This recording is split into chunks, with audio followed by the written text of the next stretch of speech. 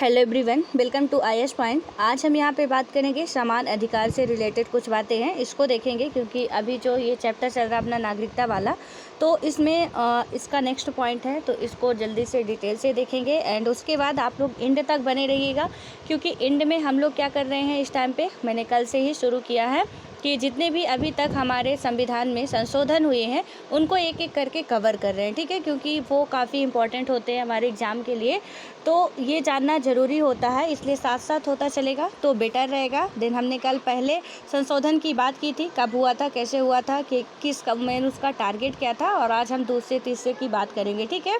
तो अब यहाँ पे अभी हम इसको स्टार्ट करते हैं कि इसमें क्या क्या है, मतलब समान अधिकार का मतलब क्या होता है, कैसे होता है। नागरिकता तो हमने देखी अभी कि किस तरीके से हम नागरिकता कहीं की पा सकते हैं या नहीं पा सकते हैं, उसमें से क्या दावा कर सकते हैं, क्या नहीं कर सकते हैं। तो मैंने काफ़ी एग्जांपल देके आपको समझाने की कोशिश की है कि आपको समझ में आ जाए। और यदि कोई डाउट्स रहता है तो मैं हमेशा बोलती हूँ और आज भी बोल रही हूँ कि कोई भी डाउट होता है बेशक आप पूछ सकते हैं, ठीक है। उसके बाद अब बात करते हैं यहाँ पर समान अधिकार में। इसमें क्या था कि इस भाग में हम नागरिकता के एक अन्य पहलू की तहकीकात करेंगे, यानी कि नागरिकता से रिलेटेड हम क्या करेंगे, एक अन्य पहलू की, ठीक है। अभी हमने देखा कि ट्रेन के अंदर वाला एग्जाम्पल लिया था कि कोई आ जाता है, मतलब हम यदि बैठ गए तो सोचते कि कोई ना आ पाए। लाइक उसी तरीके से कि हम अब अपने देश में रह रहे तो हम बाहर वालों का आना स्वीकार नहीं कर पाते। असम का आपको एग्जाम्पल भी मैंने दिया था, और जो कल का आर्टिकल पढ़े होंगे उन्हें पता भी होगा। और कल का क्या, काफ़ी लंबे टाइम से ये चल रही है बातें, असम वाले में जो है एनआरसी वगैरह लाया गया है, तो वो सारी चीज़ें आपको हो सकता है कि पता हो, ठीक है। और नहीं पता हो तो बिल्कुल टेंशन नहीं लेना कि ये क्या चीज़ें हैं, धीरे धीरे हमारी सारी चीज़ें कवर हो जाएंगी। तो इसमें क्या है कि क्या पूर्ण और समान नागरिकता का अर्थ यह है कि राजसत्ता द्वारा सभी नागरिकों को, चाहे वे अमीर या गरीब हों, कुछ बुनियादी अधिकारों और न्यूनतम जीवन स्तर की गारंटी दी जानी चाहिए। तो इसमें पहला क्वेश्चन क्या उठ रहा है कि क्या पूर्ण और समान नागरिकता का अर्थ यह है कि राजसत्ता, ठीक है, जो हमारी राजसत्ता है, जो सत्ता पे पार्टियां रह रही हैं, उनको क्या करना चाहिए कि सभी नागरिकों को, चाहे वो अमीर हो, चाहे वो गरीब हो, चाहे वो गोरा काला कुछ भी हो, ठीक है, तो उन्हें कुछ बुनियादी अधिकारों और न्यूनतम जीवन की गारंटी दी जानी चाहिए। उसके बाद क्या है कि इस मुद्दे पर विचार करने के लिए हम खास वर्ग के लोगों पर नज़र डालेंगे, यानी शहरी गरीबों पर। शहरी गरीबों से संबंधित समस्या उन अत्यावश्यक समस्याओं में से एक है जो सरकार के सामने मुंह बाएं खड़ी है, ठीक है। यानी कि इसमें क्या बताया गया कि शहरी गरीबी पर हम नज़र डालेंगे तो इसका आंसर हमें बखूबी मिल जाएगा कि गवर्नमेंट को या राजसत्ता को किससे नागरिकता देनी चाहिए, किससे नहीं देनी चाहिए, वो चीज़ें हमारी समझ में आ जाएगी। क्योंकि शहर में रहने वाला शहरी गरीब और ग्रामीण गरीब दोनों में आ रहा, दोनों में ही अंतर है, ठीक है। तो अंतर किस तरीके का हम मान सकते हैं कि चलिए ठीक है, ग्रामीण जो है वो किसी तरीके से खेत में भी काम कर लिया, कहीं पे जाके थोड़ा बहुत मजदूरी वगैरह कर लिया, मिल जा रहा है। एक शहरी गरीब क्या है कि वो कहीं ऑटो रिक्शा चला रहा, कुछ कर रहा है, फिर भी उसको सारी चीज़ें मतलब ख़रीद के ही खानी है, यहाँ पे कुछ भी अवेलेबल नहीं है। आपको पानी भी पीना है वो भी पैसे से आ रहा है, रूम पे रहना वो भी आपको पैसे से आ रहा है, कहीं पे आपको काम नहीं मिल पा रहा है, तो वहाँ पे फिर खाने के भी लाले पड़ जाते हैं। तो उसमें क्या होती है, उस सिचुएशन में यदि कोई व्यक्ति शहर में गरीब है, गवर्नमेंट उनके लिए क्या कर सकती है, जब हमारा बजट आता है वो बजट में साफ साफ लिखा होता है शहरी ग्रामीण, ठीक है, यानी कि शहरी लोगों के लिए क्या क्या चीज़ें हैं, ग्रामीण गरीब लोगों के लिए क्या क्या है। वो एक जल विद्युत वाला आया था, यानी जल वितरण प्रणाली जो आई थी अभी 2021 के 2021 के बजट में, उसमें आप देखे होंगे, मैंने कराया भी था उसको, कि वहाँ पे शहरी क्या लिखा था कि यानी कि जो हमारा जल वितरण प्रणाली है शहरी कोष्टक में लिखा हुआ था, यानी शहर वालों के लिए जो नलकूप वगैरह है उनकी आप किस तरीके से व्यवस्था कराते हैं, तो वो अलग से। ग्रामीण वालों की सिचुएशन अलग होती है, गरीब तो दोनों होते हैं बट कहीं ना कहीं स्थितियाँ थोड़ा अलग होती हैं। उसके बाद अब इसमें क्या आता है कि भारत के हर शहर में बहुत बड़ी आबादी झोपड़पट्टी में रहती है, यानी कि झोपड़पट्टियों या अवैध कब्जे की ज़मीन पर बसे लोगों की है। यद्यपि ये लोग अपरिहार्य और उपयोगी काम अक्सर कम मजदूरी पर करते हैं, यानी कि शहर में झोपड़पट्टी में आप देखते हैं कि वो अवैध यानी सड़क के किनारे किसी ने झोपड़ी बना लिया, रेलवे स्टेशन के किनारे बहुत से मतलब आप किसी भी रेलवे स्टेशन में जाएंगे वहाँ पे भी देखेंगे कि बहुत से लोगों की वो झोपड़ियाँ बनी होती हैं। कहीं बस स्टैंड के किनारे बना लिया, कहीं सड़क के किनारे बना लिया।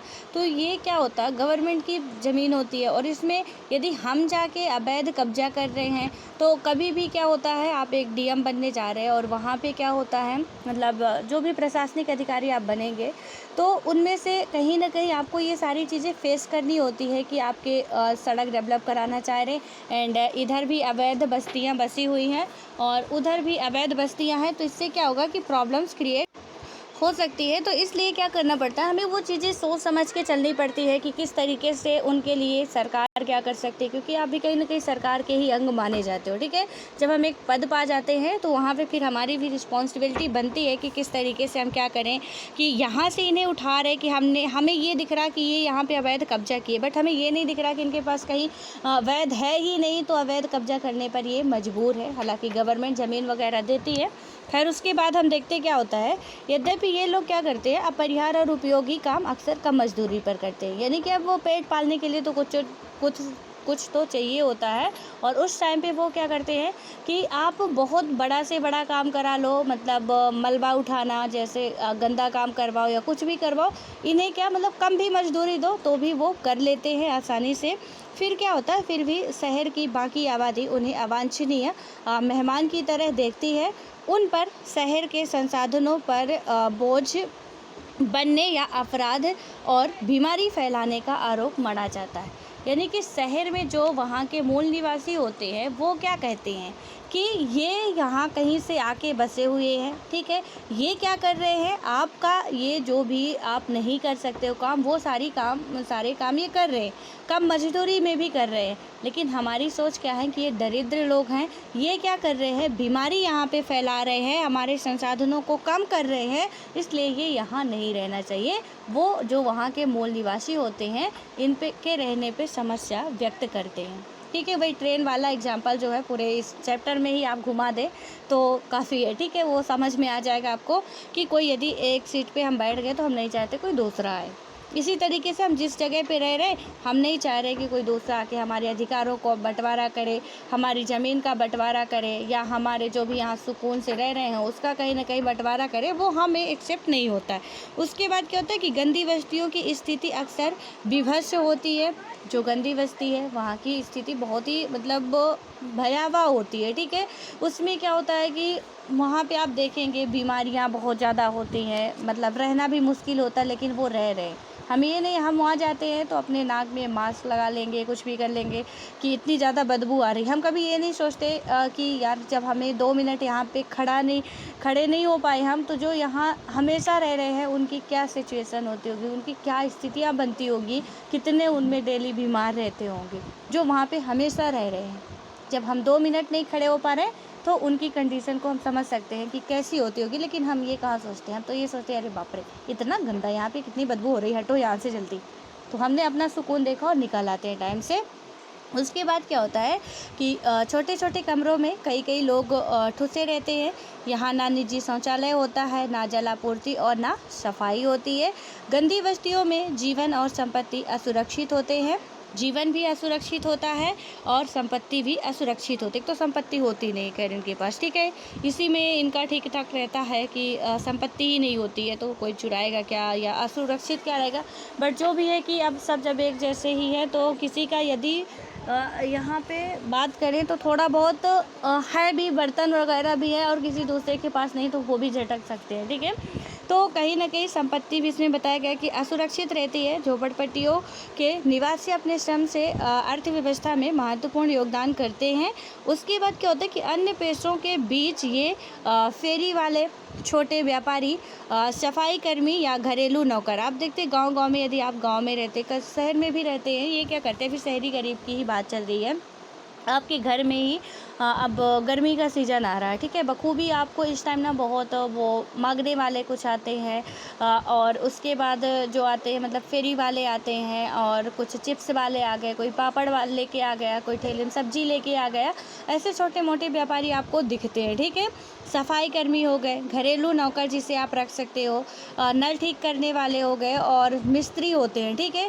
तो यहाँ पे अभी जिसका नाम लिए तो अब तो बहुत इसके प्यारे प्यारे से नाम हो गए, एंड अच्छी खासी इनकी सिचुएशन कहीं ना कहीं हो गई है, बट अभी भी बहुत सारे लोग हैं जैसे नल वगैरह ठीक करने के लिए आपको प्लम्बर बोलते हो कि आते हैं, वो सारी चीज़ें हैं। तो जिनके पास नहीं है, हुनर है, और नहीं है कि वो खुद का अपना खोल सके, तो वो आपके घर जा जाकर ठीक करते हैं, ठीक है। उसमें से आप जितना पैसा देते हैं बस खुश रहते हैं। उसके बाद क्या होता है कि झोपड़पट्टियों में बेत, बुनाई या कपड़ा, रंगाई, छपाई या सिलाई जैसे छोटे कारोबार भी चलते हैं, और झोपड़पट्टियों के निवासियों को सफाई या जलापूर्ति जैसी सुविधाएं मुहैया कराने पर संभवतः कोई भी शहर अपेक्षाकृत कम खर्च करता है। यानी कि वहाँ की जो भी गंदी बस्तियाँ हैं, तो आप भले ही कहीं पे जहाँ पे अच्छा है, कम खर्चा लगना आप कर दोगे, लेकिन वहाँ जहाँ की जिस पर, क्योंकि आप एक डिस्ट्रिक्ट के डीएम हो, सपोज मान के चलिए कि आप बन जाते हैं कुछ टाइम के लिए, तो कहीं ना कहीं आपकी वो रिस्पॉन्सिबिलिटी बनती है कि जहाँ पे लोग रह रहे हैं, क्योंकि जीने का अधिकार सबको है, ठीक है।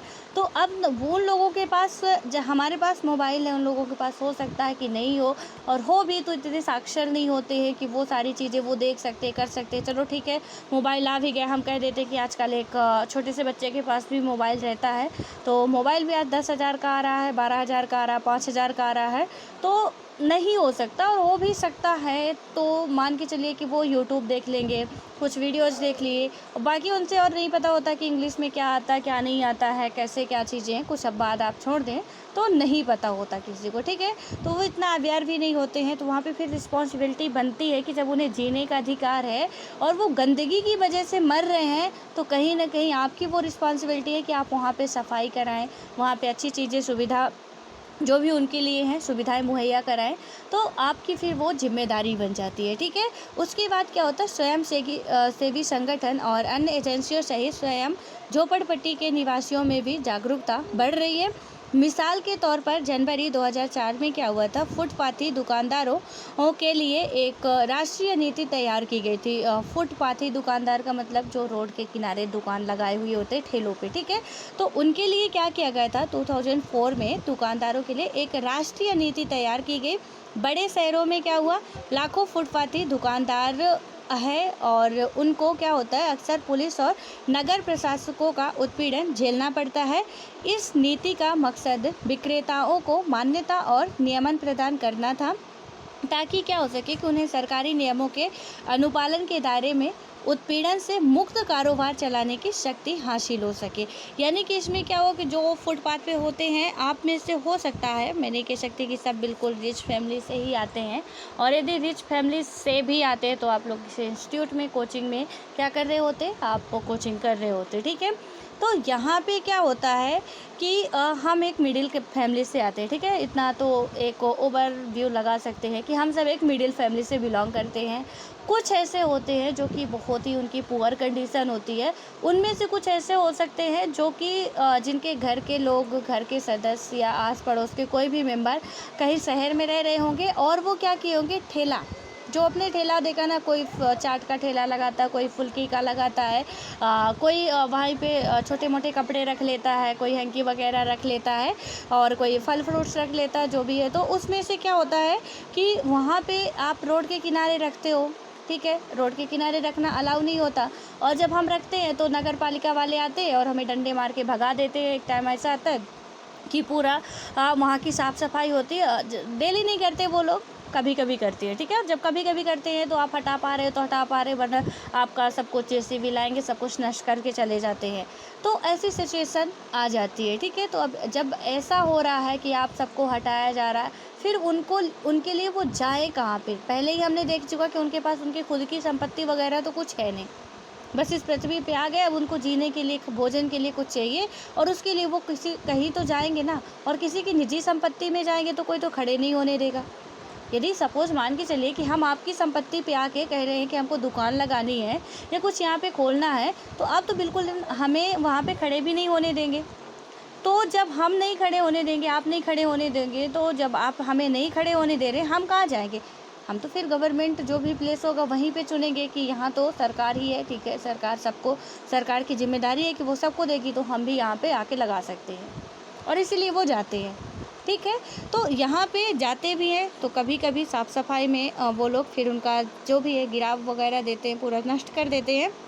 लेकिन एक समस्या यहाँ पे होती है, मुझे ये नहीं समझ में आता कि आपको गिराना ही है तो पहले आप सूचित कर दो कि भाई अपना सामान वगैरह तो हटा लें। मेरे यहाँ ही हुआ था एक बार, हमने देखा था मतलब अपनी आंखों से कि जो भी दुकानें वगैरह रखी थी तो शाम को आते हैं, मतलब लगभग 3 से 4 के बीच में वो आते हैं जेसीबी वगैरह लेके, नगर पालिका वाले, और पूरा क्या करते हैं कि जिनकी दुकानें रखी हुई थी उन्हें सामान हटाने का भी टाइम नहीं मिलता, वो सारी नष्ट कर देते हैं।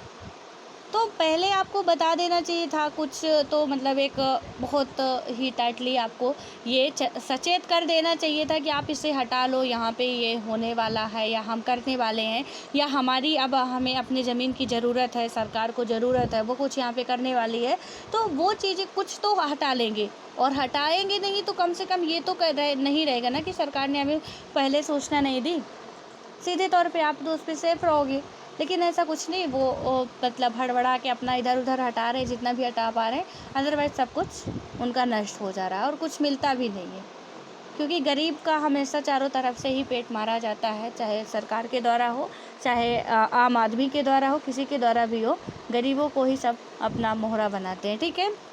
उसके बाद क्या होता है कि झोपड़पट्टियाँ, अब यहाँ पे ये बताया गया है कि बहुत ज़्यादा मतलब थोड़ी बहुत जागरूकता इनमें आ रही, कुछ एनजीओ हो गए, कुछ ऐसी एजेंसियाँ हैं जो कि कहीं न कहीं इनके लिए कुछ काम कर रही हैं, और झोपड़पट्टियाँ भी क्या करती हैं, अपने अधिकारों के प्रति जागरूक और संगठित हो रही हैं। यानी कि अब धीरे-धीरे ऑब्वियस है कि अवेयरनेस तो आएगी, तो जो भी झोपड़पट्टी में रहने वाले लोग हैं अपने अधिकारों के प्रति वो अवेयर हो रहे हैं। और क्या होता है, उन्होंने कभी-कभी अदालतों में भी दस्तक दी है। उनके लिए वोट देने जैसी बुनियादी राजनीति अधिकार का प्रयोग करना भी कठिन हो सकता है, क्योंकि मतदाता सूची में दर्ज होने के लिए स्थायी पते की ज़रूरत होती है, और अनाधिकृत बस्तियों और पटरी पर रहने वाले के लिए ऐसा पता पेश करना कठिन होता है। देखिए, हमारी जनगणना होती है, यहाँ पे थोड़ा सा आप बात समझिए। इसमें क्या बताया गया कि हमें मतदान के लिए क्या होता है कि हमें एक स्थायी पता चाहिए, स्थायी यानी कि जो हमारा परमानेंट एड्रेस हो, हमें वो चाहिए होता है, ठीक है, कि वोटर आईडी में हमारा नाम आ जाए। इनका क्या होता है कि आज यहाँ है, आपने यहाँ से भगा दिया तो कल इस जगह पे आएंगे, परसों इन्होंने यहाँ से भगा दिया तो फिर इस जगह पे आएंगे, यानी इनका कोई स्थायी ठिकाना नहीं होता है। इसी तरह ये रहते हैं, इसी तरह इनके बच्चे होते हैं, इसी तरह इनके आने वाले बच्चे के बच्चे होते हैं, फिर बच्चे के बच्चे, ऐसे इनका चलता रहता है। और बहुत अच्छे तरीके से कभी आप जाइएगा घर से बाहर, तो मुझे नहीं लगता कि आज की दुनिया में कोई नहीं निकला होगा, आप जाते होंगे तो आपने रोड के किनारे ऐसी बस्तियों को देखा होगा जो तंबू वगैरह बना के रहती है, उनका जो वेशभूषा होता है, पहनावा होता है, वो सारी चीज़ें आप देखे होंगे और वहाँ से पता कर सकते हैं कि कैसी उनकी सिचुएशन होती है। उसके बाद इसमें आता है, यानी कि इसमें क्या बताया गया कि जो भी बस्तियां और पटरी पर रहने वालों के लिए ऐसा पता पेश करना कठिन होता है, यानी कि पटरी पर जो रह रहे हैं या रेल के मतलब जो हमारे स्टेशन है उनके किनारे रह रहे हैं, सड़क पे रह रहे हैं, उनके लिए स्थायी पता वगैरह ये कुछ होता नहीं है, और उनकी जब वो होता नहीं, उनके पास जनगणना भी होती है तो उनकी कहीं ना कहीं गणना नहीं हो पाती है, क्योंकि उनके पास कुछ प्रूफ ही नहीं है कि हम यहाँ के ही नागरिक हैं, या हमारे पास कोई वोटर आईडी है, कोई आधार कार्ड है, या कुछ भी ऐसा डाटा है जिससे हम प्रूफ कर सके कि हाँ हम यहीं के हैं, ठीक है। तो कहीं ना कहीं बहुत सी, हम कहते हैं 125 करोड़ जनसंख्या है तो उससे भी अधिक हो सकती है, लेकिन बहुत सारी जनजातियां भी हैं ऐसी कि जो आज तक मतलब उन्हें गिनती में नहीं आई हैं, तो वो सिचुएशन क्रिएट होती है। और काफ़ी हालांकि जागरूकता इसमें बताया गया कि हो रहा है, बट अभी इतना भी ज़्यादा नहीं हुआ, ठीक है। अंडमान निकोबार की कुछ जनजातियां ऐसी है जहाँ की आज भी वो आदमियों से डरती हैं, कोई दूसरा चला जाए तो उनसे वो मतलब देखना भी पसंद नहीं करते हैं आज भी, मतलब जो पेड़ों पे रहना, कुछ जो भी वो मांस वगैरह खाना, पहले वाला ही आदिमानव वाला ही उनका चल रहा है। तो ये ऐसी सिचुएशन है अभी भी। और क्या होता है कि हमारे समाज में हाशिए पर ढेले यानी कि हाशिए पर ढेले जा रहे अन्य इंसानी समूहों में आदिवासी और बनवासी शामिल हैं। यानी कि जो बनवासी, मैंने अभी बताया आपको कि अंडमान निकोबार का जो एग्जांपल दिया कि वहाँ कुछ ऐसी पहाड़ियाँ हैं जहाँ पे लोग रह रहे हैं, लेकिन उनके लिए ना तो सरकार कर रही है कुछ अभी, मतलब ऐसा नहीं कह सकते कि कर नहीं रही बिल्कुल भी, लेकिन इतना कर रही है कि उनके लिए कोई मतलब का नहीं है। ठीक है, तो कर तो रही है, और लेकिन अभी भी ये क्या है कि शहर में नहीं आना चाहते, लोगों के पास नहीं रहना चाहते। अपना जो भी है उनका, वो अपने में खुश है, ना तो पढ़ना जानते, ना लिखना जानते हैं, ना ही ये हम जो खा रहे हैं पी रहे हैं वो चीज़ें नहीं पता है इनको कि क्या कैसे होती। तो कुछ ऐसे भी लोग अभी हमारे ही देश में हैं, और हमारे देश में ही नहीं, हर एक कंट्री में ऐसे आपको अफ्रीका में जाएंगे तो मिल जाएगा, अमेरिका में जाएंगे तो ऐसे लोग मिल जाएंगे। उसके बाद क्या होता है कि ये लोग अपने जीवन यापन के लिए जंगल और अन्य प्राकृतिक संसाधनों पर निर्भर हैं। यानी कि ये लोग क्या करते हैं, जो आदिवासी हो गए, वनवासी हो गए, जंगल और अन्य प्राकृतिक जो भी संसाधन है उन पर निर्भर होते हैं। बढ़ती आबादी और जमीन और संसाधनों की कमी के दबाव के कारण उनमें अनेक की जीवन पद्धति और आजीविका संकट में है। यानी कि जनसंख्या बढ़ रही है, जमीन घट रही है, तो इससे क्या होगा कि, और संसाधन भी हमारे कहीं ना कहीं, जब पब्लिक बढ़ेगी तो जो एक को मिल रहा था बहुत अच्छे तरीके से उसके लिए सफिशिएंट था, बट जो दो हो गए तो दो में से वो आधा आधा बढ़ गए, यानी कि आधी आधी रोटियां ही मिलने वाली है, क्योंकि रोटी तो एक ही है, हो खाने वाले दो हो गए, तो अब तो आधे आधे में उनका पेट नहीं भरने वाला। ठीक है, तो ये चीज़ें कम रही हैं, और कम रही हैं तो समस्याएं गंभीर होती जा रही है। उसके बाद क्या होता है कि उनमें से अनेक जीवन पद्धति और आजीविका संकट में है। जंगल और तराई क्षेत्र में मौजूद खनिज संसाधनों की खनन करने के इच्छुक उद्यमियों के हितों का दबाव आदिवासी और वनवासी जो होते हैं लोगों का की जीवन पद्धति और आजीविका पर एक अन्य खतरा है। यानी कि जो इंडस्ट्री अपना लगाना चाहते हैं, जो कंपनी वहाँ पे लगाना चाहते हैं, बहुत जगह ऐसे हुआ पेड़ पौधे काट दिए जाते हैं, पूरा उनका नष्ट कर दिया जाता है। वो प्यार से जमीन दे रहे हैं तो ठीक है, नहीं दे रहे हैं तो आप जबरदस्ती उस पे कब्जा कर रहे हो। इस तरीके से उनकी जो जीवन पद्धति है, आजीविका है, खतरे पे आ रही है। ठीक है, पर्यटन उद्योग भी यही कर रहा है, सरकारें इस पर सवाल से जूझ रही है। यानी कि पर्यटन उद्योग, आप पर्यटन के लिए उद्योग बना रहे हैं, वहां पे भी आप क्या कर रहे हैं कि उनकी बस्तियों को आप नष्ट करके ये चीजें कर रहे हैं। आप सड़क बना रहे हैं, कहाँ से बना रहे हैं, किसकी, मतलब सड़क तो ऐसा नहीं कि हर जगह पे गवर्नमेंट की जमीन पड़ी हुई है, जिसकी जमीन है, किसी के पास 1 एकड़ ही थी, 1 बीघा ही थी, आपने उसकी भी क्या कर ली कि आप सड़क में, तो ऐसा तो है नहीं, सपोज यहाँ से एक बहुत लंबी सड़क आ रही, ठीक है, इधर से भी आ रही है, यहाँ पे मेरी जमीन फंस गई इतनी, अब इतने के लिए तो आप सड़क को क्या नहीं करेंगे, बंद नहीं कर देंगे, या इतने के लिए सड़क को आप इतना नहीं मोड़ेंगे, क्योंकि इतने पे हमारी जमीन हो गई तो आप सड़क को फिर इतना नहीं घुमाएंगे, क्योंकि जो सीधी आ रही है उसे आप ऐसा नहीं घुमाएंगे, या इधर से इतना नहीं घुमाएंगे, तो फिर आप क्या करेंगे कि हमारी ज़मीन हम देना चाहें तो भी, ना देना चाहें तो भी आप लेंगे, और हमें देना भी पड़ेगा, क्योंकि यदि प्यार से दिए तो कुछ मुआवजा भी मिल जाएगा, नहीं दिए तो वो भी नहीं मिलने वाला है। लेकिन वो तो अपना सड़क यहाँ से इतना चला है, यहाँ से इतना आ गया, तो वो तो इतना छोड़ेंगे नहीं, इतना उन्हें लेना ही पड़ेगा और हमें देना ही पड़ेगा। हो सकता है कि काम रुक जाए, हम उसमें स्टे लगा दें, बाद में हो, लेकिन आज नहीं तो कल वो सड़क जाएगी तो यहीं से जाएगी, वो सड़क ऐसे नहीं होती है। ठीक है, तो ऐसे और आप लोगों के इलाकों में ऐसी घटनाएं देखने को मिलती रहती होगी कि कहीं पे धार्मिक वृक्ष फंस गया। अभी यहाँ पे मैं अब आपको नहीं पता कि आप देखे हैं कि नहीं, लेकिन मैं जो बता रही हूँ मैंने खुद देखा है कि इसमें क्या हुआ था कि एक पेड़ था, यहाँ पे ब्रिज बन रहा था, सड़क आ रही थी, और सड़क के बाद नहर थी, उसमें ब्रिज बनना था। तो क्या हुआ कि एक नीम का पेड़ था, जिसे उस गांव वाले क्या करते थे, बहुत ज़्यादा मान्यता देते थे, बहुत ही ज़्यादा, मतलब हर गांव के लोग उसको पूजा करते थे।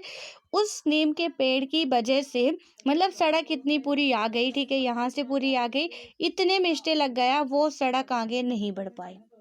2 साल तक उस पे स्टे लगा रहा, वो सड़क आगे नहीं बढ़ी, और वहाँ के लोग मतलब उस पे बैठ गए कि आप इसको हम गिराने नहीं देंगे, चाहो तो सड़क मोड़ के ले जाओ या बंद कर दो। उसके बाद क्या हुआ कि कुछ टाइम बाद वो पेड़ अचानक से ही गिर गया, तो फिर काम शुरू हो गया वहाँ पे, मतलब ऐसा नहीं हुआ कि दूसरा लगाए, वहाँ पे फिर वो लोग काम मतलब रेगुलरली अपना, फिर वो भी मान गए कि ठीक है कि अब हमें इतना जिद नहीं करना चाहिए, दे ही देना चाहिए। तो मतलब 2 साल तक आप मान के चल सकते हैं कि एक पेड़ की वजह से उसपे स्टे लगा था, क्योंकि उनकी वो धार्मिक मान्यता थी और हमारे इंडिया में तो ये बहुत ज़्यादा चलता है, पहले भी हम लोग देख चुके हैं। और हो सकता है कि ऐसी सिचुएशन आप लोग भी देखे होंगे, और नहीं देखे हैं ना तो ये बहुत हम कह सकते हैं कि दयनीय स्थिति। इसका मतलब है कि आप घर से बाहर कभी निकलते ही नहीं हो। आप स्कूल, कॉलेज, घूमने या कहीं पे भी हमें घर से बाहर देखिए निकलना चाहिए। 1 घंटे के ही जाए, कहीं भी आस-पड़ोस जो भी है थोड़ा बहुत नज़ारा देखते रहना चाहिए। उसके बाद यहाँ पे क्या होता है, इसमें जो बताया गया है कि उनका जो भी है मतलब रहवास भी उनका खतरे में आ जाता है, सब कुछ उनका खतरे में आता है। और यह ऐसा मुद्दा है जो सिर्फ आदिवासी आबादी नहीं, बल्कि यहाँ पे जो आदिवासी आबादी है उनके ही लिए नहीं, बल्कि सभी नागरिकों को प्रभावित करता है। यानी कि एक ऐसा मुद्दा है और सरकार हमेशा इसके सवाल के घेरे में रहती है, कभी जवाब तो क्लियर मिलता नहीं है, ठीक है। उसके बाद क्या होता है कि सभी नागरिकों को समान अधिकार और अवसर देने पर क्या होता है विचार करना और सुनिश्चित करना कि किसी सरकार के लिए आसान मामला नहीं होता। यानी कि आप कह दो कि सभी नागरिकों को समान अधिकार और अवसर देने पर विचार करना और सुनिश्चित करना किसी सरकार के लिए ये आसान काम नहीं होता है, बिल्कुल भी नहीं होता। और क्या होता है विभिन्न समूहों के लोगों की ज़रूरत और समस्याएं अलग अलग हो सकती हैं, सबकी ज़रूरत भी अलग होती हैं, समस्याएं भी अलग होती हैं। हमारे पास खाने की समस्या है तो आपके पास पानी की समस्या है, तो किसी के पास रहने की समस्या है, तो किसी के पास कपड़े की समस्या है। यानी समस्याएं सबके पास अलग अलग होती हैं, ठीक है। हमारी नीड अलग अलग होती है कि हमें ये चाहिए, वो चाहिए, आपको कुछ और चाहिए, हमें कुछ और चाहिए, दूसरे को कुछ और चाहिए। सब कुछ अलग अलग होती है और उस तरीके से एक बहुत बड़ी आबादी को एक ही सरकार लीड कर रही है, और उसमें से उन सब की डिमांड को फुलफिल करना बहुत ही मुश्किल होता है कहीं ना कहीं। उसके बाद क्या होता है कि समस्याएं अलग अलग हो सकती है और एक समूह के अधिकार दूसरे समूह के अधिकारों के प्रतिकूल हो सकती है। यानी कि एक समूह का जो अधिकार है वो दूसरों के प्रतिकूल हो सकते हैं। नागरिकों के लिए समान अधिकारों का मतलब यह है, यह नहीं होता कि सभी लोगों पर समान नीतियां लागू कर दी जाए, क्योंकि विभिन्न समूहों के लोगों की ज़रूरतें भिन्न भिन्न हो सकती हैं। तो यहाँ पे क्या बताया कि नागरिक, ये जो आपका नागरिकता अभी हम पढ़ रहे हैं, तो नागरिकों के लिए समान अधिकार का मतलब जो अभी हम देख रहे थे कि समान अधिकार क्या है, तो इसके लिए आपको पूरा ये पढ़ने के बाद समझ में आ चुका कि समान अधिकार का मतलब क्या होता है। सिर्फ ये नहीं है कि हम क्या करें, सभी लोगों पर समान नीतियां लागू कर दी जाए। यानी कि कोई भी नीतियां हो हम समान तरीके से लागू कर दें, क्योंकि क्या होता है कि विभिन्न समूहों के लोगों की ज़रूरतें भिन्न भिन्न हो सकती हैं। यानी कि जो भी विभिन्न समूह होते हैं उनकी जो नीड होती है वो या ज़रूरत होती है वो अलग अलग हो सकती है।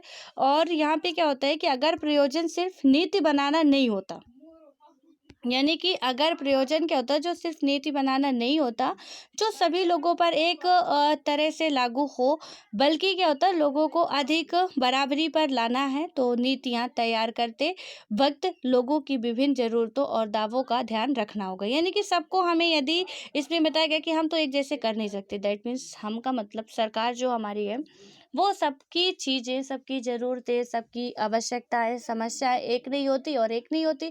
तो हर एक के लिए मान लीजिए कि आपकी समस्या अलग है, ठीक है, आपको खाना नहीं मिल रहा, हमें पानी नहीं मिल रहा, किसी को रहने के लिए ज़मीन नहीं मिल रही, तीनों की समस्याएं अलग अलग है। अब ऐसा हो कि सरकार हमारे लिए एक अलग से कानून बनाए, आपके लिए अलग से कानून बनाए, और तीसरे के लिए अलग से कानून बनाए, और उसमें से एक चौथा भी आ रहा है जिसको कि क्या है, कपड़े की समस्या है, तो उसके लिए फिर सरकार अलग से कानून बनाए। तो एक एक करके कानून बनाना वो वैसे ही होगा कि आप सिर के एक एक बाल गिन रहे हो, जो कि आप आज नहीं, सारी ज़िंदगी नहीं गिन पाओगे। तो वही कंडीशन फिर आ जाएगी। तो इसलिए इसमें से अभी एक मिडिल पाथ निकाला जाएगा कि हम एक ओवरव्यू लगा लें कितने हो सकते हैं, या ये समस्याएं बना रहे हैं इस पूरा क्राइटेरिया उसका रख दे कि पानी के लिए जो भी हो कि इनके लिए यदि नहीं है तो करेंगे, भोजन के लिए, वो सारी चीज़ें एक जैसे अभी चल रहा है उस हिसाब से देखते हैं, ठीक है। इसमें क्या होता है कि लोगों की अधिक बराबरी पर लाना, यानी कि हम बराबरी पर कुछ ऐसे करके मिडिल पाथ में ला सकते हैं, एक एक करके नहीं ला सकते हैं। तो क्या होता है कि नीतियाँ तैयार करते वक्त हमें क्या करना चाहिए कि लोगों की विभिन्न ज़रूरतों दावों का ध्यान रखना होगा। अब ऐसा नहीं कि हमें लगा कि हमने किसी एक को देखा कि वो भोजन की समस्या से जूझ रहा, तो हमने बस नीतियाँ ला दी कि आपको हर एक इंसान को भोजन की समस्या से दूर किया जाएगा। अब हमने नहीं देखा कि कितने लोगों को यहाँ पे भोजन की रियल में नीड थी, हमने कर दिया, नीतियाँ लागू कर दी। अब जिसे नीड थी उसे नहीं मिला, जिसे नहीं थी उसके घर पे तो अनाज ठसा पड़ा, यानी कि गवर्नमेंट का ही अनाज उसके घर पे जा रहा। तो समस्या क्रिएट हो सकती है, इसलिए हमें लोगों की समस्याएं, और ऐसा नहीं कि एक लोग की समस्या, हमें बहुत से लोगों की समस्याएं, यानी कि एक पूरा हमें समुदाय देखना होगा, उनसे बात करनी होगी, या कहीं ना कहीं उनकी समस्याओं को ध्यान में रख कर ही हम वो चीज़ें कर सकते हैं। उसके बाद क्या होता है कि इस विमर्श से यह स्पष्ट हो जाना चाहिए कि वैश्विक स्थिति क्या होती है, अर्थव्यवस्था और समाज में बदलाव नागरिकता के अर्थ और अधिकारों की नई व्याख्या की मांग करते हैं। और जो ग्लोबलाइजेशन की बात की गई है कि जो वैश्विक सिचुएशन होती है हमारी, तो क्या करती है, अर्थव्यवस्था और समाज में बदलाव नागरिकता के अर्थ और अधिकारों की नई व्याख्या की मांग करती है। उसके बाद क्या होता है, नागरिकता से संबंधित औपचारिक कानून प्रस्थान बिंदु भर होते हैं। और क्या होता है कि कानूनों की व्याख्या निरंतर विकसित होती है, यानी कानून की व्याख्या हम एक कानून बना दिए, अब उसको कहे कि बस वो लाइफ टाइम के लिए हो गया, ऐसा नहीं है, हमेशा बदलाव होता रहता है। हमारा संविधान बन गया तो लाइफ टाइम के लिए नहीं, अभी हम संशोधन कर ही रहे हैं, तो हम देख ही रहे हैं कि किस तरीके से 1 साल बाद ही उसका नंबर आता है कि आपको संशोधन करना पड़ रहा है। तो कुछ भी ऐसा नहीं है कि आपको उसमें क्या होता है कि उनकी निरंतर विकसित होती रहती है, हमें ज़रूरत बढ़ती रहती है, उस हिसाब से हम उनको बढ़ाते रहते हैं। कई सारे ऐसे कानून लाए गए हैं, चाहे वो इन्वायरमेंट से रिलेटेड हो, चाहे वो हेल्थ से रिलेटेड हो, और चाहे वो एजुकेशन से रिलेटेड हो, चाहे वो आपकी नागरिकता से ही रिलेटेड हो। 1955 में हमारा पहला नागरिकता कानून बनता है, ठीक है, लेकिन 1955 के बाद कई सारे संशोधन नागरिकता कानून में किए जा चुके 1955 के बाद से। यानी कि आप लक्ष्मीकांत में पढ़ेंगे, यदि आप जो भी पढ़े होंगे और नहीं पढ़े तो पढ़ेंगे, उसमें नागरिकता वाला चैप्टर, वहाँ पे आप देखेंगे कि 1955 में क्या होता है, शायद यदि मैं गलत नहीं हूँ तो 1955 ही डेट थी इसकी, आप चेक कर लीजिएगा। तो 1955 में क्या हुआ, पहला नागरिकता कानून आता है। उसके बाद उसमें कुछ बातें रखी गई, बाद में उन्हें एहसास हुआ कि कुछ और बातें रखनी चाहिए, तो फिर उसमें संशोधन किया जाता है। यानी कि उन जो नागरिकता कानून है अभी 2019 तक में कई बार उसमें संशोधन किया जा चुका है 1955 के नागरिकता कानून में। तो इसमें यही बताया गया कि कानूनों की व्याख्या क्या होती है, निरंतर विकसित होती रहती है, ठीक है। लेकिन इसमें क्या होता है, हालांकि कुछ ऐसी समस्याएं उठ सकती हैं जिसका समाधान पाना आसान ना हो, फिर भी क्या होता है, समान नागरिकता की अवधारणा का अर्थ यही है कि सभी नागरिकों को समान अधिकार और सुरक्षा प्रदान करना सरकारी नीतियों का मार्गदर्शक सिद्धांत हो। यानी कि इसमें क्या है कि हो सकता है कि कुछ ऐसे मुद्दे उठे जहाँ पे समानता देना थोड़ा आसान ना हो, लेकिन फिर भी हमें कोशिश तो कर सकते हैं, ठीक है। वही कि आप एक एक सिर के बाल मत गिलो, मिडिल पाथ निकालो कि किस तरीके से हम इसका कर सकते हैं, कि एक एक को तो नहीं बट एक पूरा हम ओवरव्यू निकाल सकते हैं कि रियल में किस चीज़ की ज़रूरत है और हम करते हैं तो एक बहुत बड़ा क्या है, हमारा एरिया इससे कवर होगा। यदि भूख की समस्या से या पानी की समस्या से कोई जूझ रहा है तो हमारे द्वारा लाई गई योजना से एक हमारे देश का बहुत बड़ा एरिया जो होगा वो कवर हो जाएगा इससे, ठीक है, कि भूख और पानी की समस्या जहाँ जहाँ भी है वो चीज़ें हम एक साथ कवर कर सकते हैं। उस तरीके से सरकार को या हमें वो चीज़ें करनी होती है। उसके बाद आता है हमारा नागरिक और राष्ट्र।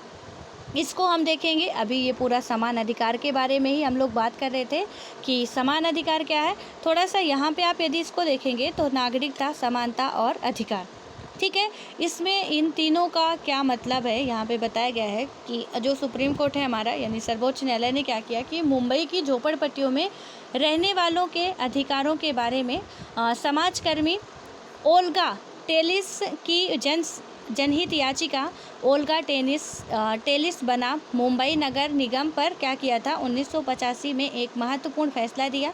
याचिका में क्या हुआ था कि कार्यस्थल के, ये आप थोड़ा सा केस स्टडी के रूप में याद रख सकते हैं, और यदि आप न्यूज़ वगैरह पढ़ते होंगे तो न्यू केस स्टडी भी आती रहती हैं, ऐसा नहीं है, तो हम उसे भी, क्योंकि ये केस स्टडी अभी जिसको भी पहला ही बार आप सुन रहे हो तो क्या होता है जब हम आंसर राइटिंग एथिक्स का करते हैं या किसी मतलब ये जो सोशल इशू वाले चैप्टर होते हैं हमारे, जो यूनिट होती हैं उनमें जब हम आंसर राइटिंग करते हैं तो इस तरह की चीज़ें लिख सकते हैं, पूरा एक केस स्टडी बना के पूरा लिख सकते हैं, ठीक है, कि ये कैसे कैसे इसकी सिचुएशन थी, यहाँ हमारे आस पड़ोस में क्या क्या चीज़ें घट रही थी, क्या उसमें सरकार का कदम उठाना चाहिए था एंड क्या सरकार ने क्या कदम उठाया नहीं, उसमें आप सुझाव क्या दे सकते थे कि अभी मेरे हिसाब से इसमें ये सुधार करने चाहिए थे, अभी ऐसा कुछ काम करते तो वेल हो सकता था। उस तरीके से वो आप पूरा पुट कर सकते हैं, लिख सकते हैं। तो जो भी केस स्टडी वगैरह आती है हमें पढ़ते रहना चाहिए। तो इसमें क्या हुआ कि सुप्रीम कोर्ट ने क्या किया कि मुंबई की झोपड़पट्टियों में रहने वालों के लिए अधिकारों के बारे में समाजकर्मी ओल्गा टेलिस की जनहित याचिका, ओल्गा टेलिस बना बम्बई नगर निगम, पर क्या किया कि 1985 में एक महत्वपूर्ण फैसला दिया। याचिका में क्या हुआ था कि कार्यस्थल के निकट रहने की वैकल्पिक जगह उपलब्ध नहीं होने के कारण फुटपाथ या झोपड़पट्टियों में रहने के अधिकारों का दावा किया गया था। यानी कि उनके पास कोई उनकी पैतृक संपत्ति नहीं थी। वो क्या कह रहे थे, उन्होंने दावा किया था कि हमें कहीं पे भी फुटपाथ वगैरह में भी अपना रोजगार स्थापित करने या रहने के लिए जगह दी जाए, अधिकार दिया जाए। अगर यहाँ रहने वालों को हटने के लिए मजबूर किया गया तो इन्हें आजीविका भी गंवानी पड़ेगी। बिल्कुल गंवानी पड़ती। मैंने अभी आपको एग्जांपल बताया कि आप बिना पूर्व सूचना के कुछ ऐसे कदम उठा देते हो जहाँ से कि उनका बहुत ज़्यादा नुकसान हो जाता है। एक तो बेचारे गरीब किसी तरीके से कर्ज वगैरह लेके अपना ठेला वगैरह लगाए थे, आपने उनका सब कुछ नष्ट कर दिया मिनटों में, तो उनका तो वो अब दोबारा उठ पाना, जहाँ खाने के लाले हैं वहाँ तो आप वो उनका सब कुछ छीन ले रहे हो। ठीक है, तो उनके लिए बहुत ज़्यादा वो समस्याएं क्रिएट हो जाती है और ये मामला उसी से रिलेटेड आया था। तो उन्हें सुप्रीम कोर्ट ने कहा कि संविधान की धारा 21 यानी कि हमारी जो धारा 21 है संविधान में, इसमें क्या बताया गया है कि जीने के अधिकार की गारंटी दी गई। यानी कि आर्टिकल जो हमारा 21 है, ठीक है, आर्टिकल 21 हमारे जीने के अधिकार की गारंटी देता है, जिसमें आजीविका का अधिकार शामिल है। इसलिए अगर फुटपाथ वासियों को बेदखल करना हो तो उन्हें आश्रम के अधिकार के तहत पहले वैकल्पिक उपलब्ध जगह करानी होगी। ठीक है, यानी कि अब इसमें से क्या होगा कि आप एक सुझाव भी दे सकते हैं। सुप्रीम कोर्ट ने ये आदेश यहाँ पे दे दिया कि यदि आप फुटपाथ से हटा रहे हो तो आपको पहले एक वैकल्पिक जगह उन्हें उपलब्ध करानी होगी। और जब वैकल्पिक जगह कहाँ उपलब्ध कराएंगे तो उसके लिए सरकार को पहले से ही प्रिपेयर रहना चाहिए कि वो क्या करे। यानी कि जब भी कहीं से हटाना चाह रहा है, कहीं पे डेवलप करना चाह रहा है, तो पहले कुछ ऐसे जगह बनाए, कुछ ऐसे आश्रम स्थापित करे जहाँ कि वो कई सारे लोगों को रख सके, ताकि वो घर से बेघर रातों रात ना हो जाए। ठीक है, तो वहाँ पे क्योंकि ऐसा तो नहीं कि सिर्फ हम सिंगल रह रहे हैं तो कहीं भी रह लेंगे, उनकी पूरी फैमिली होती है। और जब पूरी फैमिली होती है झोपड़ी में रहने वालों की, तो देखिए मेरे बताने से चीज़ें आपको जितना अच्छे से नहीं समझ में आएगी, तो जितना आप देख के वो चीज़ें समझ सकते हो। जब आप देखोगे उसे रियलिटी में एहसास करोगे, महसूस करोगे उसे कि ये चीज़ें क्या है। मतलब हम घर में रह रहे हैं, अभी मेरा फ़ैन चल रहा है, आपको सुनाई दे रहा होगा, ठीक है, तो यहाँ पे अभी गर्मी इतनी ज़्यादा भी नहीं आई, हमारे फ़ैन एसी कूलर सब कुछ चालू हो गए, हम बहुत आराम से यहाँ पे रह रहे हैं। ठीक है, लेकिन हम जब बाहर निकल के देखते हैं तो फ़ैन एसी कूलर जैसी कोई बातें तो उनके पास होती नहीं है। एक तंबू बना होता है उस तंबू में, और उनके लिए किचन नहीं होता, उनके लिए गेस्ट रूम नहीं होता, उनके लिए जो भी उनका बेडरूम नहीं होता, सब इकट्ठे ही एक ही में। उनके बच्चे जो बाहर, वो किसी तरीके से उनके पास गैस चूल्हे भी नहीं होते हैं, वो किसी तरीके से इधर उधर करके उनका पूरा देखेंगे ना कि कैसे वो खाना खा रहे हैं, किस तरीके से पानी पी रहे हैं, कैसा पानी पी रहे हैं, वहाँ की कैसी कंडीशन है, तो आपको समझ में आएगा कि रियल में ज़िंदगी क्या होती है, हम कहाँ जी रहे हैं, ये कहाँ जी रहे हैं। तो सिचुएशन ऐसी आती है। ठीक है, हमसे गर्मी बर्दाश्त नहीं होती, हमसे ठंडी बर्दाश्त नहीं होती, बरसात नहीं बर्दाश्त होती। अब आप सोच सकते हैं कि उनके तो ऊपर से भी पानी गिर रहा, नीचे से भी पानी भर रहा, छोटे छोटे बच्चे भी होते हैं, वो भी रह रहे। तो गवर्नमेंट को कहीं ना कहीं अंधा नहीं बनना चाहिए, वो चीज़ें देखनी चाहिए। एंड हम एक सुझाव के रूप में वो चीज़ें कह सकते हैं, अपने आंसर में लिख सकते हैं। और ये एनसीईआरटी जो 11th क्लास की पार्ट फर्स्ट है, कहीं ना कहीं आपकी ये जो सोच विचार करने की मतलब आपकी मेमोरी है, उसे थोड़ा ये स्ट्रांग बनाएगी कि आप सोच सके, चीज़ों को बेहतर तरीके से समझ सके।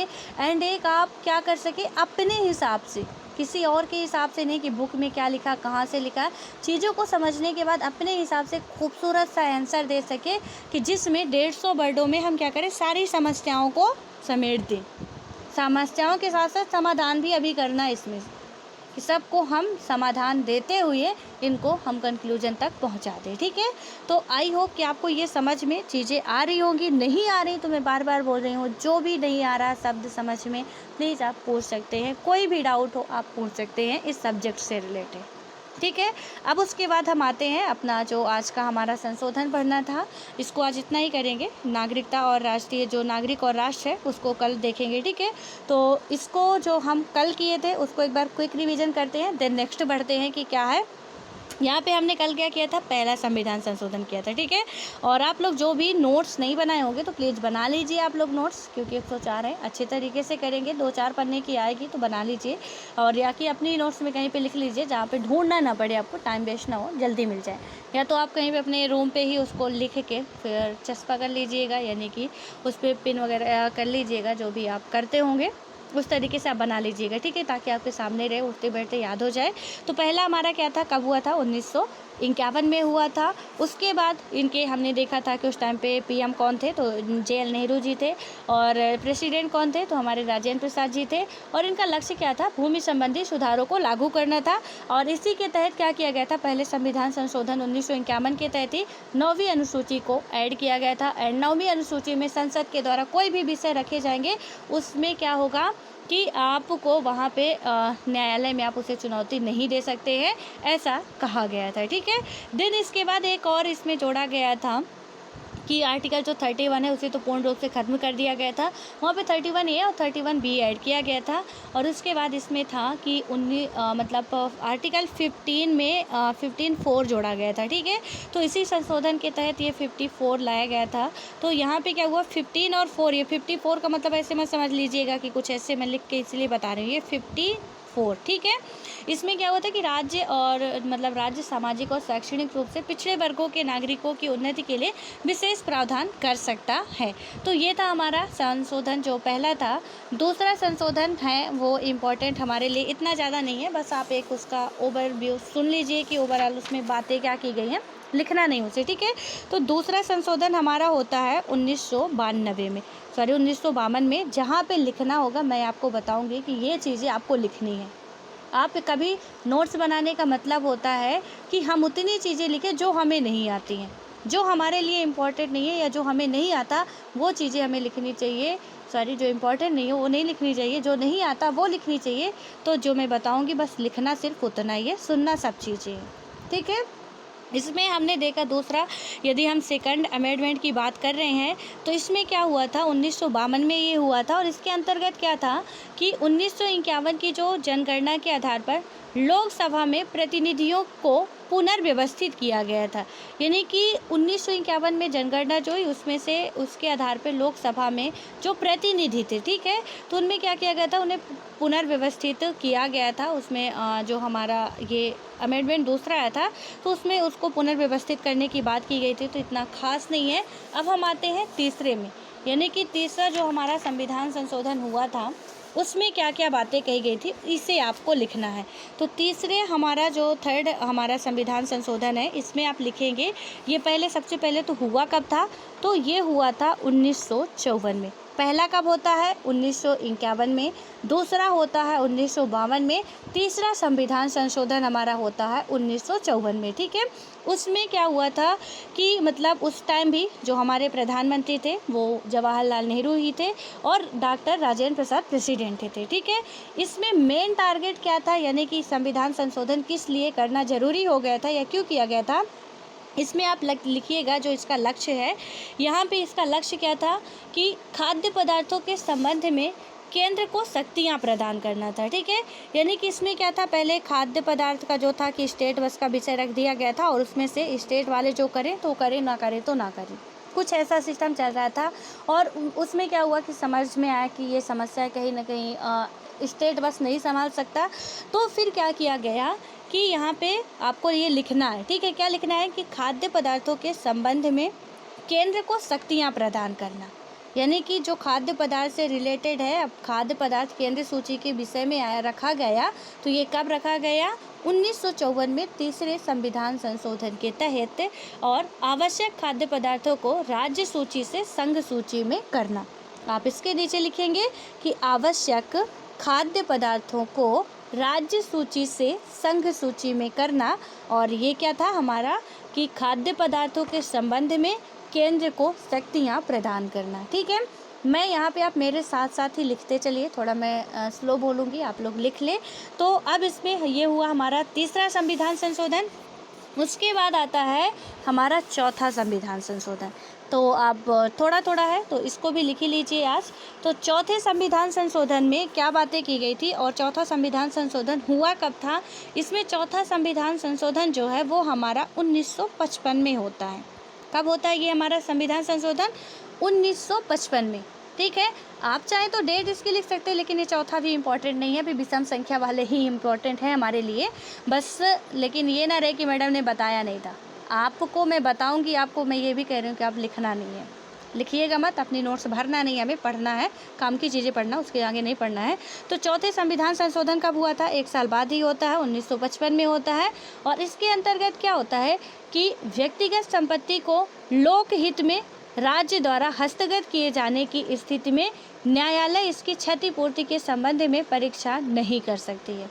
यानी कि जो व्यक्तिगत आपकी संपत्ति थी उसमें क्या हुआ कि संपत्ति को लोकहित में राज्य द्वारा हस्तगत किए जाने, यानी कि यदि राज्य क्या कर रही है, राज्य सरकार जो है आपकी व्यक्तिगत संपत्ति, जो मैंने अभी सड़क वाला एग्जांपल दिया था, अभी हमने देखा उसमें, तो जो सड़क से रिलेटेड था कि आपकी यदि यहाँ से यहाँ तक ये हुआ और ये हुआ, ये सड़क की कोई सरकार अपने लिए नहीं बना रही, आप भी जाओगे, हम भी जाएंगे, जितने भी देश के नागरिक हैं, एक स्टेट के दूसरे स्टेट के अदर कंट्री के भी इसी सड़क पे चलेगी। ठीक है, तो लोकहित में ये बन रहा। अब उसके लिए यदि आपकी इतनी ज़मीन चाहिए, सरकार यदि ले रही है, आप किसी न्यायालय में नहीं जा सकते हो।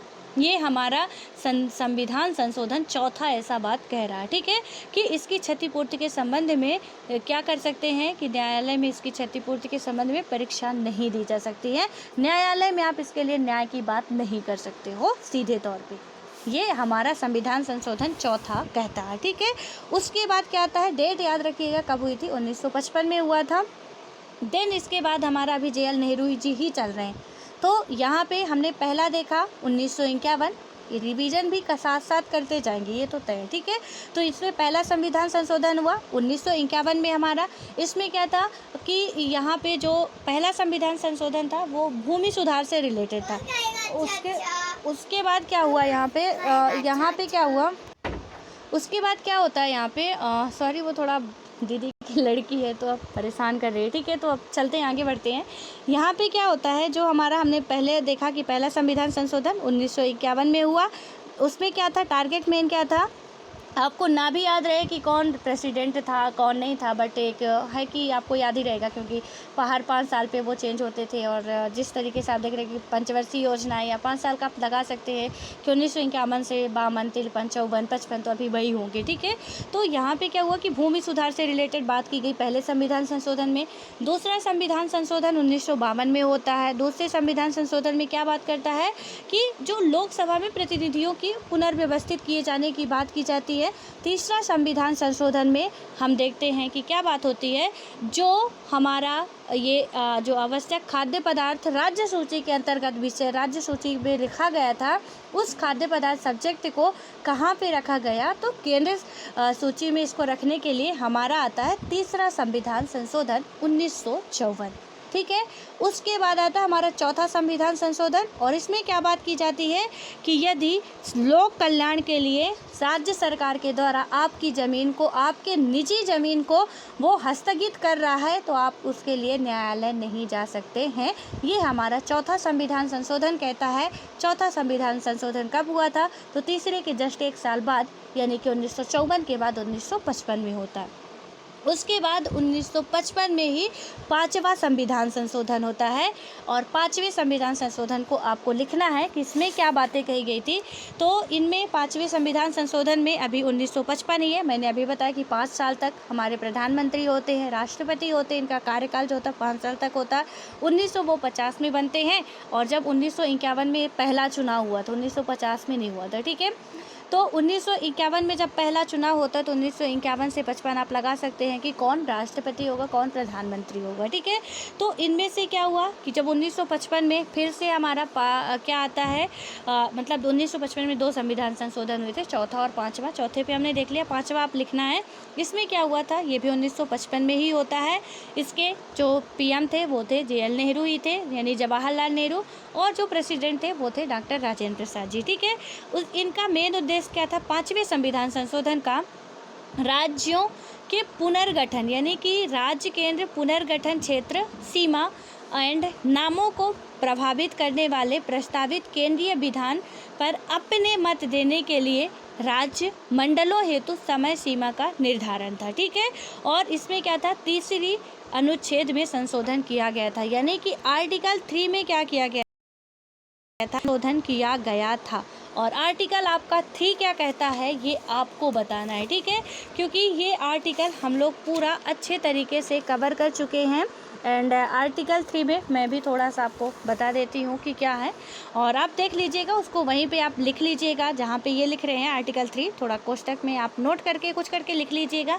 इसमें क्या होता है कि संसद विधि द्वारा नए राज्य बना सकती है, यानी कि हमारी जो संसद है वो क्या कर सकती है कि विधि या कानून के द्वारा नए राज्य बना सकती है, तथा पहले से अवस्थित राज्यों के क्षेत्रों सीमाओं के नामों में परिवर्तन कर सकती है। जैसे आपको पता है कि जब हमारा देश का गठन हुआ था उस टाइम पे राज्य वगैरह ऐसे कुछ सिस्टम नहीं था, बाद में राज्य अलग अलग करके पहला राज्य जो हमारा आंध्र प्रदेश बना था 1853 में, उसके बाद से क्या कैसे हुआ वो पूरा सिस्टम हम पूरी हिस्ट्री पढ़ेंगे तो समझ में आएगा, यानी पॉलिटी की जो राज्य इसकी हिस्ट्री पढ़ेंगे, यानी कि राज्य कैसे बने तब समझ में आएगा, ठीक है। तो इसमें से बस आपको आर्टिकल 3 में क्या याद रखना, आप यहीं पे लिख लीजिए, जिनको भी नहीं पता है। क्या होता है कि संसद विधि द्वारा क्या कर सकती है, नए राज्य बना सकती है, तथा जो पहले से अवस्थित राज्य है उसे क्या कर सकती है कि उनकी सीमा क्षेत्रों में या नामों में परिवर्तन कर सकती है। हाँ, आंध्र प्रदेश से 2014 में 2 जून 2014 में तेलंगाना को अलग किया गया, तो आर्टिकल 3 के तहत ही किया गया था, ठीक है। और इसका संविधान संशोधन क्या है, इसका संविधान संशोधन 3रा यानी कि 5वां है, और उसमें इसको रखा गया था कि आप क्या कर सकते हो कि यानी कि राज्यों का जो पुनर्गठन है तो वो जो हमारे राज्य हैं तो राज्य के पुनर्गठन क्षेत्र सीमा नाम को प्रभावित करने वाले प्रस्तावित केंद्रीय विधान पर अपने क्या कर सकते हैं, मत देने के लिए राज्य मंडलों हेतु समय सीमा निर्धारण, यानी कि इसमें सोच मान के चलिए कि ये जो हमारा संविधान संशोधन हुआ था आर्टिकल 3 का जो किया गया था, इसमें क्या था कि पहले क्या होता था जब राज्य की जैसे सपोज एक राज्य बनाना है, संसद में बातें चल रही है, और उसके बाद क्या हुआ कि कोई स्टेट वाला क्या कर रहा है कि आनाकानी कर रहा, हमें ऐसा नहीं वैसा नहीं, कोई अपना मत नहीं दे रहा, उसके लिए टाइम निर्धारित कर दिया गया, टाइम पीरियड, आप इतने टाइम तक दे रहे हो अपना मत तो ठीक है कि करना है कि नहीं। जैसे आंध्र प्रदेश का हुआ कि आंध्र प्रदेश से अलग तेलंगाना बनाना है, अब उसमें संसद में तो आंध्र प्रदेश बस का मेंबर होते नहीं है, आपको पता है कि संसद में हमारे हर एक स्टेट के मेंबर होते हैं, ठीक है, संसद के सदस्य में आते हैं, तो अब उसमें से सबकी मत होना ज़रूरी है, मेजॉरिटी होना ज़रूरी है। और यदि इसमें क्या कह दिया गया, इस संविधान संशोधन में पहले आनाकानी जो करते थे तो संविधान संशोधन लाया गया, और उसमें क्या कहा गया कि इसके यानी कि नाम में परिवर्तन, सीमा में परिवर्तन, या नए राज्यों का नाम या नए राज्यों का जो पुनर्गठन होगा तो उसके लिए आपसे यदि सहमति ले जा रही है तो केंद्रीय विधान पर अपने मत देने के लिए क्या होगा कि राज्य मंडलों हेतु समय सीमा निर्धारित की जाएगी कि आपको इतने टाइम तक यदि दे पा रहे हो तो ठीक है, नहीं दे पा रहे हो तो हम मानेंगे कि आप उसमें सहमति दर्ज कर रहे हैं। वो ऐसे ना कि आप लोगों के साथ भी बचपन में हुआ होगा कि हमारे घर पे बोलते हैं हम पिकनिक पे जा रहे हैं, तुम्हें चलना है कि नहीं, तो हम यदि वो और अब ऐसे बोल देंगे कि तुमने यदि कुछ बोला नहीं तो हम समझेंगे कि तुम्हें नहीं जाना, और यदि तुम कुछ बोलोगे तो हाँ बोलोगे कि हमें जाना है कि नहीं जाना, और यदि तुम मौन रहे तो हम समझ जाएंगे कि तुम्हें जाने का मन नहीं है, और फिर हम क्या करते थे, नहीं जा पाते थे, ठीक है। तो वहाँ पे क्या हुआ कि यदि आप ऐसा नहीं करते हो, वो नहीं बोलते हो, तो हम मान लेंगे कि ठीक है आप इसमें सहमति हैं, अदरवाइज आपको एक टाइम पीरियड के अंदर ही देना पड़ेगा। ये हमारा बात करता है संविधान संशोधन 5वां कि आर्टिकल 3 में जो भी बातें होंगी आप क्या करेंगे, उसमें आनाकानी नहीं करेंगे, कर रहे हैं चुप्पी साधे हैं तो हम मानेंगे कि आपकी चुप्पी में हाँ छुपा है। तो आज हम 5वें संविधान संशोधन तक पढ़े हैं, एक बार फिर से रिवाइज कर लेते हैं उसको। जो